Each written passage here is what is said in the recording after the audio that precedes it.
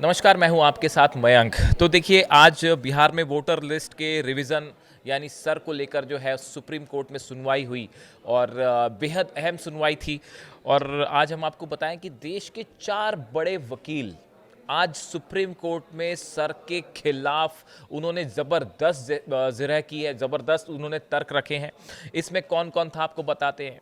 इसमें कपिल सिब्बल साहब शामिल थे, अभिषेक मनु सिंघवी, प्रशांत भूषण और योगेंद्र यादव। ये 4 लोग ऐसे थे आज सुप्रीम कोर्ट में जिन्होंने सर के खिलाफ इस रिवीजन जो प्रक्रिया है इसके खिलाफ सुप्रीम कोर्ट में ज़बरदस्त तर्क रखे हैं। हम एक एक करके आपको बताते हैं कि ये देश के 4 बड़े वकील आज इन्होंने सुप्रीम कोर्ट में क्या कहा। सबसे पहली बात करते हैं कपिल सिब्बल की। याचिकाकर्ताओं की तरफ से वकील है। उनका कहना था, उनका जो पहला बड़ा आर्ग्यूमेंट था वो कि सर के दौरान संवैधानिक प्रावधानों का खुलेआम उल्लंघन हुआ है, उनको दरकिनार कर दिया गया है। कपिल सिब्बल का कहना ऐसा है कि ये जो सर की पूरी प्रक्रिया है इसमें संविधान का पालन नहीं हो रहा है, नियमों का पालन नहीं हो रहा है, उसकी धज्जियां उड़ा दी गई हैं। दूसरी चीज़ उन्होंने कहा कि बीएलओ और जुड़े अधिकारी जो है वो मनमानी कर रहे हैं। जो बीएलओ है और दूसरे इस पूरी प्रक्रिया में सर की प्रक्रिया से जुड़े जो अधिकारी हैं वो अपनी मनमानी कर रहे हैं। ये कपिल सिब्बल ने सुप्रीम कोर्ट में अपनी बात रखी। उन्होंने एक इंटरेस्टिंग फैक्ट और बताया। उन्होंने कहा कि एक जिले में 12 लोगों को जीवित दिखाया गया जबकि वे मर चुके हैं। ये उन्होंने एक बात सामने रखी कि एक ज़िले में 12 लोगों को जीवित दिखाया गया है वोटर लिस्ट में, जबकि उनकी ऑलरेडी डेथ हो चुकी है। जबकि कुछ जगहों पर वास्तव में मृत लोगों को जीवित दिखा दिया गया है। कपिल सिब्बल का कहना ऐसा था, साहब ये जो नई लिस्ट आ रही है इसमें कई जगह इस तरह की बात सामने आई है कि जो लोग मर चुके हैं उनको जिंदा दिखा दिया गया है और कुछ लोग जो जिंदा हैं उनको मरा हुआ दिखा दिया गया है। तो इसको लेके कपिल सिब्बल ने जो है सुप्रीम कोर्ट में अपनी बात रखी। अच्छा, जस्टिस सूर्यकांत और जस्टिस बागची की जो बेंच है वो इस मामले की सुनवाई कर रही है। तो ये बात हुई कपिल सिब्बल की तरफ से। अब देखिए, सुप्रीम कोर्ट में योगेंद्र यादव ने जो है क्या कहा। उन्होंने योगेंद्र यादव का कहना ऐसा है कि देश के इतिहास में कभी कोई ऐसा संशोधन नहीं हुआ है जिसमें सभी लोगों को अपने फॉर्म जमा करने के लिए कहा गया। योगेंद्र यादव ने कहा कि इस देश के इतिहास में कभी भी किसी ने किसी को दस्तावेज जमा करने के लिए नहीं कहा है। उसके आगे उन्होंने कहा कि 65 लाख से कहीं ज़्यादा लोग हैं जिनका बहिष्कार हो रहा है, यानी जिनका नाम कट रहा है वोटर लिस्ट से। और उन्होंने कहा कि ये अभी संख्या आगे और बढ़ जाएगी और आगे इसमें और इजाफा हो सकता है। उसके साथ ही उन्होंने ये कहा कि ये सर के क्रियान्वयन की विफलता नहीं है। उन्होंने कहा कि ये जो प्रोसेस हो रहा है ये इसकी विफलता नहीं है, बल्कि ये एक प्लानिंग है, एक बड़ी योजना है और जहां भी आप उसे लागू करेंगे वहां उसका यही परिणाम होगा। चाहे आप वेस्ट बंगाल में लागू कर दीजिए, चाहे यूपी में लागू कर दीजिए, चाहे कहीं और लागू कर दीजिए, उसका नतीजा यही होगा जो बिहार में हो रहा है। बड़ी संख्या में जो है वोटर लिस्ट से नाम हट रहे हैं। तो ये बड़ा आर्ग्यूमेंट जो था वो योगेंद्र यादव की तरफ से रखा गया। अब देखिए, प्रशांत भूषण की तरफ से क्या गया। ये भी याचिकाकर्ता की तरफ से थे, सर के खिलाफ इन्होंने अपने आर्ग्यूमेंट रखे हैं। प्रशांत भूषण बड़े वकील हैं देश के।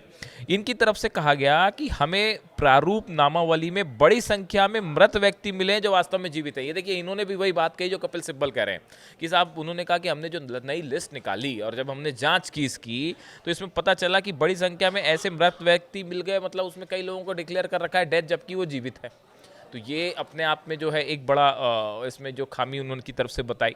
उन्होंने कहा हमें एक ही पते पर 300 ऐसे ही लोगों के नाम मिले हैं।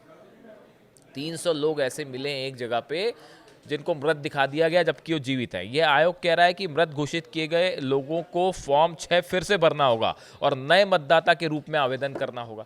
तो प्रशांत भूषण की तरफ से भी जो है वो आर्गुमेंट्स, इसमें जो खामियां हैं खासकर, और ये बड़ा सवाल उठा कि भाई कहीं जिंदा को मरा घोषित कर दिया और मरे को जिंदा घोषित कर दिया। ये कपिल सिब्बल ने भी बात रखी और यही बात जो है वो प्रशांत भूषण की तरफ से भी रखी गई। अब देखिए, चौथे बड़े वकील हैं, इनकी बात करते हैं, अभिषेक मनु सिंघवी। इनका आर्गुमेंट थोड़ा सा अलग है। अभिषेक मनु सिंघवी ने कहा कि जो पूरी प्रक्रिया है ये अधिकार क्षेत्र के बाहर ही है। ये उन्होंने कहा कि अधिकार क्षेत्र के बाहर है चुनाव आयोग के। नागरिकता का निर्धारण एक ऐसी प्रक्रिया है जो चुनाव आयोग के अधिकार क्षेत्र में नहीं आती। वे चुनाव से 2 महीने पहले ये नहीं कह सकते कि हम कर रहे हैं सर और हम इसको हटा देंगे। ये चुनाव आयोग के अधिकार क्षेत्र के बाहर ही नहीं आता कि आप सब चुनाव के 2 महीने पहले आप ये पूरी प्रक्रिया शुरू कर दें। नागरिकता के आधार पर लोगों को हटाने के लिए एक प्रक्रिया का पालन करना होता है। उन्होंने कहा कि भाई नागरिकता के आधार पर किसी को आप ऐड कर रहे हैं लिस्ट में या हटा रहे हैं, इसकी एक पूरी प्रोसेस है जो कि टाइम टेकिंग प्रोसेस है, उसका पालन करके उसको किया जाना चाहिए। ऐसा नहीं हो सकता कि जब आप चुनाव होने वाला उसके 2 महीने पहले आपने जो है इसमें पूरा परिवर्तन करना शुरू कर दिया। इसको लेके देखिए अलग अलग तरह से ये जो 4 बड़े वकील हैं देश के, कपिल सिब्बल हैं और योगेंद्र यादव, प्रशांत भूषण, अभिषेक मनु सिंह भी, हमने देखा है इनको अब अलग अलग मुद्दों पर जो है वो ये अपनी हमेशा राय रखते आए हैं। और इस पूरे मामले में लेकिन एक बड़ी 2-3 चीज़ें बड़ी अहम हैं। एक बात तो सुप्रीम कोर्ट ने आज इसमें जब सुनवाई हुई, जस्टिस सूर्यकांत जो हैं उन्होंने कहा कि आधार को निर्णायक सबूत के तौर पर स्वीकार नहीं किया जा सकता। चुनाव आयोग का कहना सही है, इसे सत्यापित किया जाना चाहिए। यानी सिर्फ जो है वो आप ये नहीं कह सकते कि आपका आधार जो है वही निर्णायक सबूत होगा, उसको आपको वेरीफाई करना पड़ेगा। तो इस मामले पर जो है सुप्रीम कोर्ट वो चुनाव आयोग के साथ खड़ा हुआ दिखाई दिया। अब देखिए कल इस पर फिर से सुनवाई होनी है। अब सुप्रीम कोर्ट की तरफ से इस पर अब क्या बड़ी चीज़ें होनी है। पहली बात, सुप्रीम कोर्ट ने कहा कि हम इस पूरी प्रक्रिया की जाँच करेंगे और सुप्रीम कोर्ट इसके बाद वैधता पर विचार करेंगे। उन्होंने कहा हम इसकी वैधता पर विचार करेंगे, जिसके लिए हमें कुछ तथ्यों की भी आवश्यकता होगी जो कलेक्ट करने होंगे अलग अलग तरीके से। सुप्रीम कोर्ट ने चुनाव आयोग से कहा हमें कुछ तथ्य और आंकड़े चाहिए होंगे। यानी सुप्रीम कोर्ट जो है वो चुनाव आयोग से कुछ आंकड़े चाहता है जिसके आधार पर इस पूरी प्रोसेस का एनालिसिस होगा, इसकी वैधता के बारे में सुप्रीम कोर्ट की तरफ से फैसला आएगा। तथ्यों के आधार पर ये समझने की कोशिश होगी कि ये जो पूरी प्रक्रिया हो रही है सिस्टमेटिक तरीके से हो रही है, नहीं हो रही है, क्या इसमें से कुछ ऐसे लोगों के नाम कट जा रहे हैं जो नहीं कटने चाहिए, क्या किसी को ऐसी स्थिति तो नहीं बन रही कि जो मतदान देने का अधिकार है लेकिन वो मतदान नहीं कर पाएगा। तो ये तमाम चीज़ें जो है वो सुप्रीम कोर्ट के सामने हैं। बड़े 4 वकीलों ने आज क्या तर्क रखा वो हमने आपको बताया। अब किन मुद्दों पे कल सुप्रीम कोर्ट इस पे आगे बढ़ेगा वो हमने आपको बताया। अब कल देखते हैं कि सुनवाई में इसमें क्या होता है। Thank you so much.